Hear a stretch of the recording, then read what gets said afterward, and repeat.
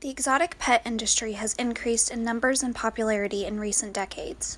All walks of life, from tropical fish, small creatures such as the hedgehog and sugar glider, to large and ferocious cats, including lions and cheetahs, have all surfaced as obtainable pets. While some of these animals may seem easy to house and care for, many require special diets, housing, and husbandry needs. Not only is it important to know and understand their living requirements and how labor-intensive it can be, but also that some of these animals can be quite dangerous.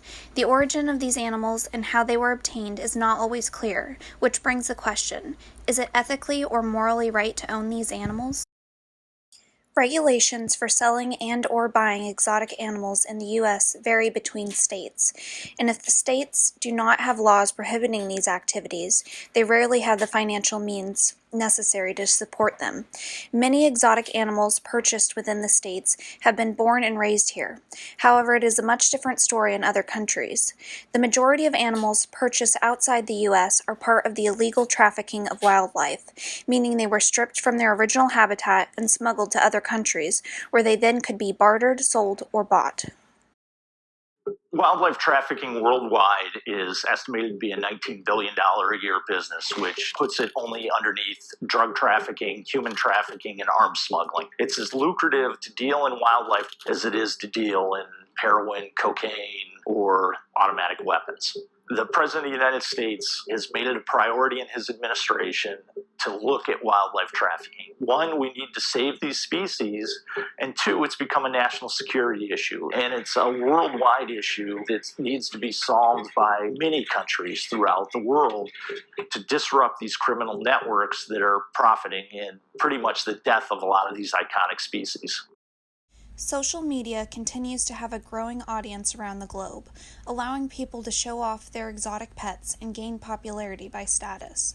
The excitement and allure of being able to cuddle up with lions and hunt with falcons has only thus increased the need and want for exotic animals. But who are these people? The Gulf is a land of excess, beneath a veil of restraint, where capitalism and Islam jostle for pride of place. When every young man has money to burn, but is limited by the restrictions of Islam, he has to spend it creatively in order to stand out from the crowd. This has caused a wild trend to emerge among the young elite. One by one, people started collecting wild animals as pets and posting pictures of them online, clocking up thousands of followers around the world. Some of these animals can sell up to $100,000 US, making the market primarily for the extremely wealthy and privileged. When it comes to the stakeholders, many debatable moral questions arise. The majority of the people purchasing these animals tend to be wealthy owners that have the means to care and provide for their animals. With the basic necessities, such as food and shelter provided, do these animals have a good quality of life? Most have been taken from their natural habitat, and many of whom are endangered. Not only do the animals and their owners come into play, but the sellers themselves are a major stakeholder. While animals have become a natural resource or commodity for third world countries. While this act of selling animals may be illegal, it may be one of the few ways that the extremely impoverished people in these areas can survive.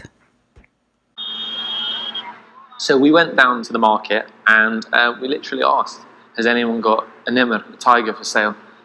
And within 2 or 3 minutes, we were following a boy on a motorbike off to a house. There were 2 baby cheetahs for sale, and they were offered to us. People are completely unaware, and we're not talking a few cheetah cubs here. We are talking, in the peak season, hundreds of wild-caught cheetah cubs. For those people, although they realise it's illegal, it's just another commodity. They pull up on the beach, animals, drugs, whatever you want, are loaded, and they then hot-foot it back to Yemen.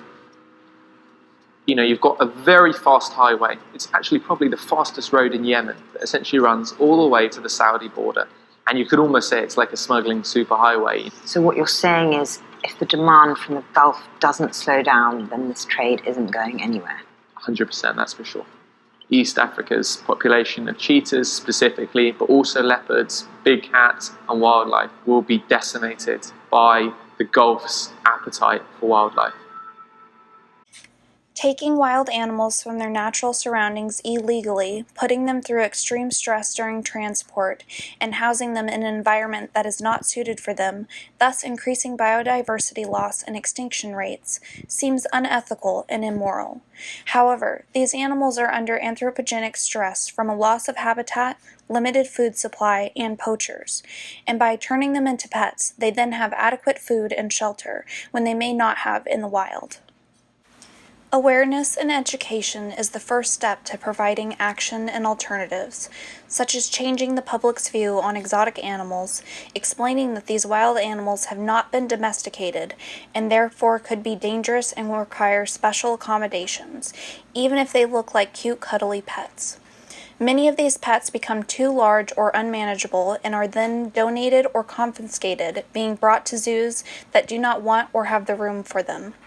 Being a responsible pet owner, regardless of species, means being able to properly care for that animal, given its individual needs, and obtaining it from a reliable and sustainable source. All of the stakeholders involved have ethical and moral dilemmas to consider, and the picture isn't always as black or white as it may seem.